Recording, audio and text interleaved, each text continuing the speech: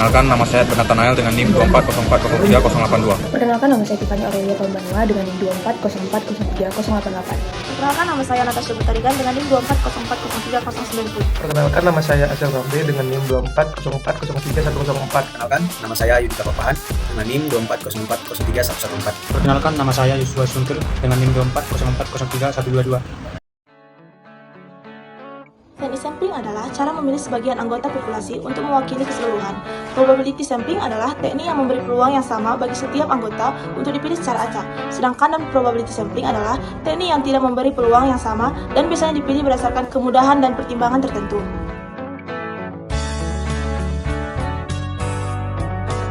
Jurnal ini menggunakan cluster random sampling yang merupakan teknik untuk membagi populasi ke dalam klaster dan memilih beberapa klaster secara acak dengan seluruh anggotanya, serta stratified sampling yang membagi populasi menjadi strata dan mengambil sampel acak dari setiap strata. Penelitian ini mengkaji pendapatan dan pengeluaran untuk mahasiswa program studi Matematika UIN Alauddin Makassar pada semester genap 2023 dan 2024 dengan cluster sampling untuk efisiensi waktu dan biaya dan stratified sampling untuk representasi yang lebih merata.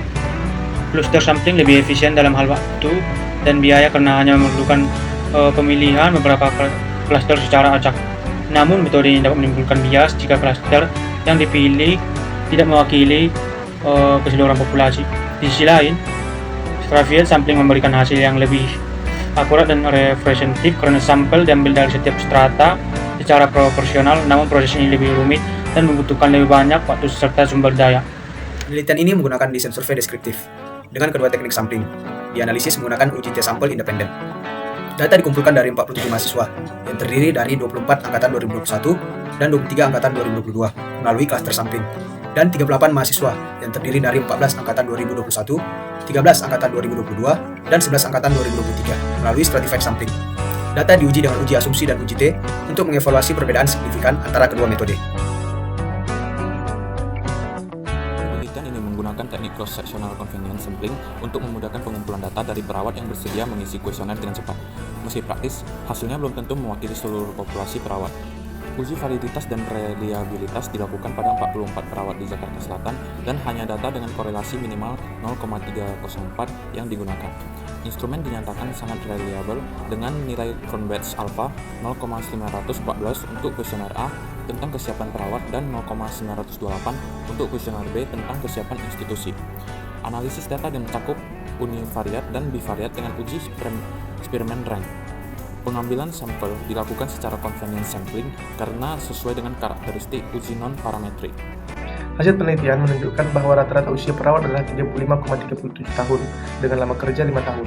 Mayoritas perempuan atau sebesar 80,6% dan berpendidikan D3 keperawatan atau sebesar 67,5%. Kesiapan institusi dinilai cukup baik sebesar 74,5% dengan sikap atasan yang mendukung sebesar 75%. Yang di sisi lain, tindakan konkret masih rendah atau sebesar 16,7%. Kesiapan perawat dalam pengembangan karir tergolong baik atau sebesar 71,9%.